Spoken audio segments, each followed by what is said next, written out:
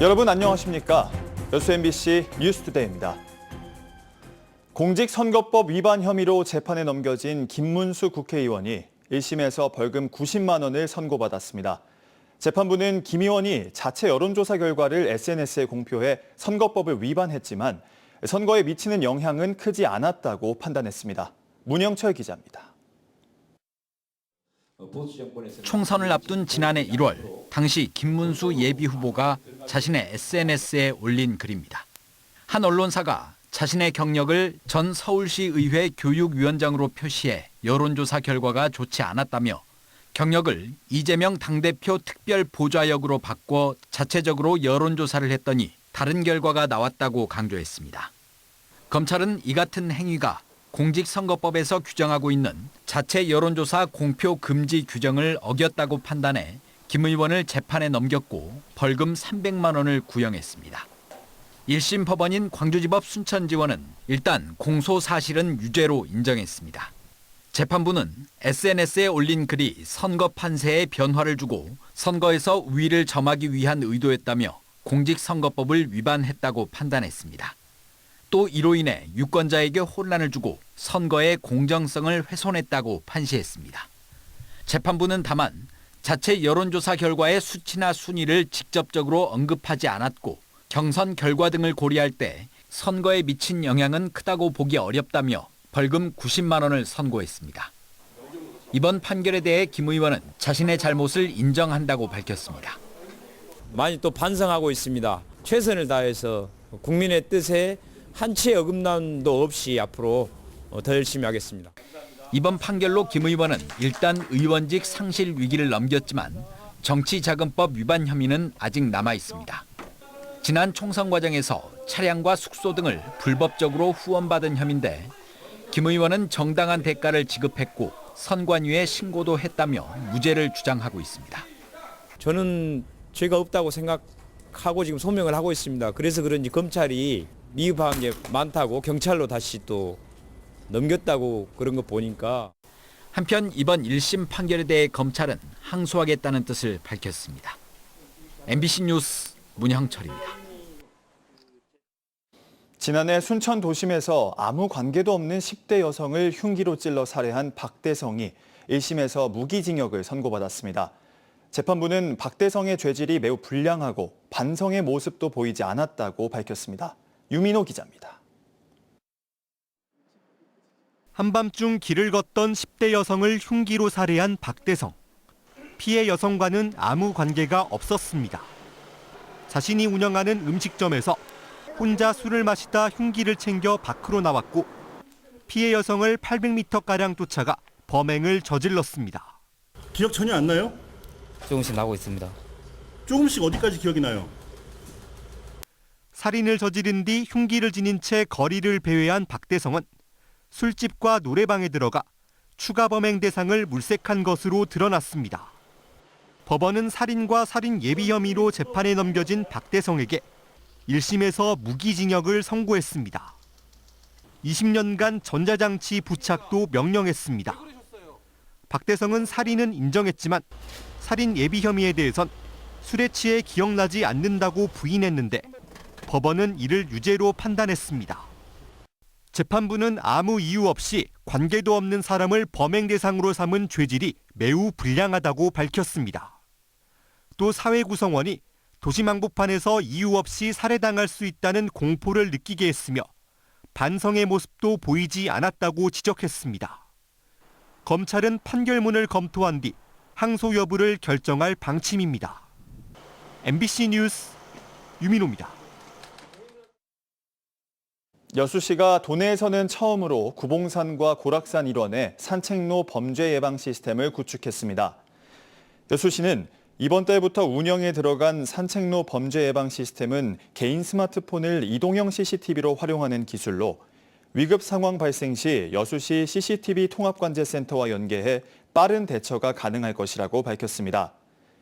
여수시는 앞으로 산책로나 등산로뿐만 아니라 CCTV 설치가 어려운 도서 지역에도 서비스 구축이 가능할 것으로 보고 안전한 여수 만들기에 획기적인 역할을 할 것으로 기대하고 있습니다. 광양 시민들의 삶에 대한 만족도와 행복도가 전년 대비 소폭 높아진 것으로 분석됐습니다. 광양시가 지난해 8월 30일부터 9월 11일까지 관내 1,008가구 15세 이상 가구원을 대상으로 실시한 2024년 사회조사 결과에 따르면 시민들의 전반적인 생활에 대한 만족도와 행복도가 전년 대비 각각 0.3점 높아진 평균 6.8점과 6.9점인 것으로 조사됐습니다.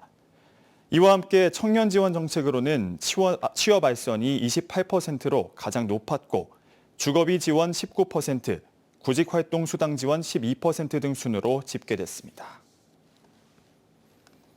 육지와 섬을 잇는 배는 섬 주민들에게 소중한 교통편이지만 매년 적자에 시름하고 있습니다. 배가 끊길 것을 우려해 정부는 일부 업체를 선정해 운항 손실금을 지원해주고 있는데요. 그런데 정부가 최근 사업 대상자로 휴항 중인 업체를 선정해 부실 공모 논란에 휩싸였습니다. 최황지 기자가 취재했습니다. 여수에서 거문도를 오가는 배는 운항을 멈췄습니다. 선원들에게 임금을 주지 못해 배까지 가압류 상태입니다. 지난해 10월부터 벌써 3개월째 휴항 중입니다.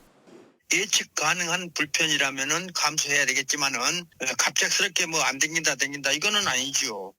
넉 달 뒤면 설령이 30년이 돼 해운법상 한국에선 운항도 할 수 없습니다. 하지만 이 배가 어찌된 일인지 정부의 공모 사업에 선정돼 논란입니다. 섬 주민들의 교통권을 보장하기 위해 적자의 반을 지원하는 사업에 배와 업체의 이름이 올랐습니다. 같은 항로를 운항하고 공모에는 탈락한 업체는 평가 방식에 문제를 제기했습니다. 선정 어떤 기준치에 대해서 상당히 궁금하고요. 좀 공개적으로 기준에 맞게 투명한 그런 절차가 있었으면 좋겠고. 휴항 중인 업체를 선정한 배경을 놓고 담당 부처는 평가는 공정했다는 입장입니다. 여수해수청 관계자는 업체가 신청서를 제출할 때 다른 선박을 매입할 계획이었다며 당시엔 사업성이 높았다고 설명했습니다. 그러면서도 아직 완전히 계약한 건 아니라며 내부적으로도 재검토하겠다고 답변했습니다. 하지만 취재 결과 해당 업체가 타 선박을 매입한 정황은 확인되지 않았습니다. 해수부의 사후 검증에 문제가 있는 것으로 나타난 가운데 여수시도 관계기관을 상대로 재검토를 요청하는 공문을 보냈습니다. MBC 뉴스 최양지입니다. 제주항공 여객기 사고 희생자에 대한 명예훼손 글을 게시한 30대가 경찰에 붙잡혔습니다. 전남경찰청 사이버범죄수사대는 지난 8일 대전의 한 원룸에서 인터넷 커뮤니티에 희생자의 명예를 훼손시키는 글을 게시한 혐의로 30대 남성을 붙잡았습니다. 경찰청 국가수사본부는 현재까지 170여 건의 관련 사건을 수사 중인 가운데 희생자와 유가족을 모욕하는 게시글에 대해 엄정 대응한다는 방침입니다. 7명의 사상자를 낸 광주 화정 아이파크 붕괴 사고가 일어난 지 3년째를 맞았습니다. 하지만 사고 책임자들은 서로 책임을 떠넘기면서 형사처벌과 행정처분을 피하고 있는데요. 이를 바라보는 유족들에게 다시 한번 깊은 상처를 남기고 있습니다. 보도에 김영찬 기자입니다.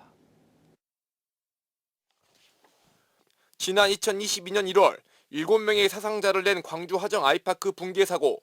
사고 발생 3년 만에 아파트 2개 단지 8개 동에 대한 해체가 마무리됐고 올해부터 본격적인 재시공에 들어갔습니다.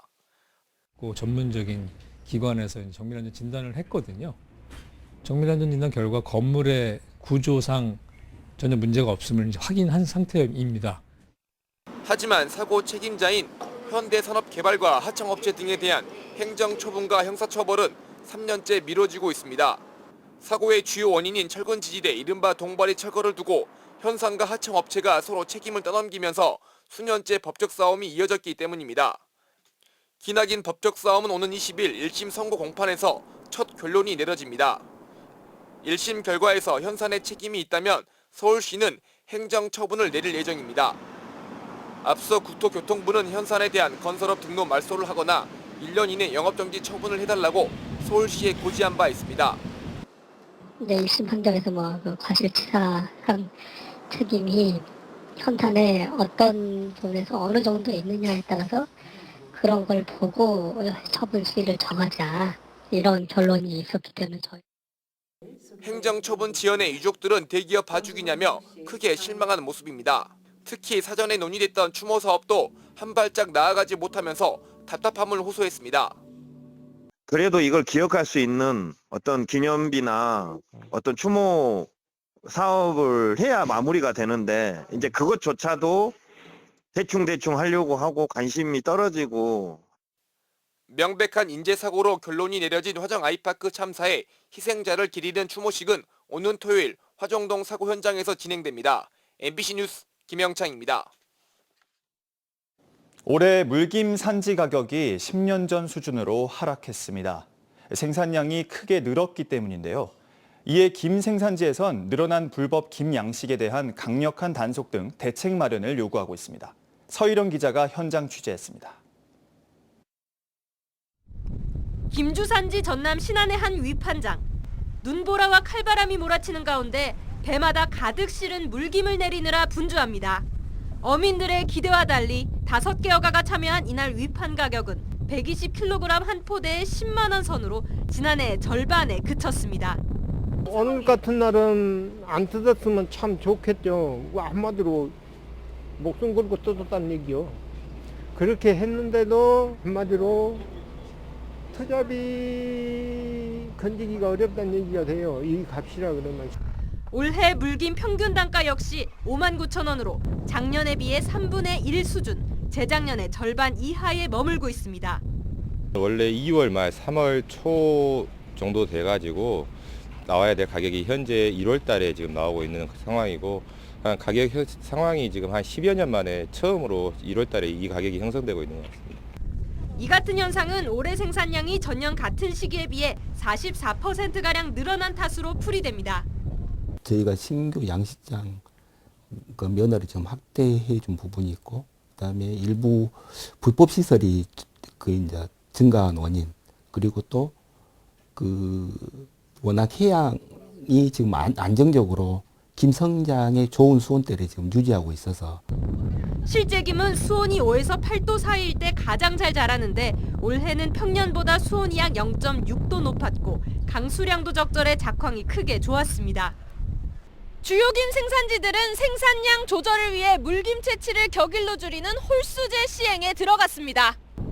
어민들은 도내 생산량의 30%가량으로 추정되는 불법 양식 어가에 대한 강력한 단속을 촉구하고 나섰습니다.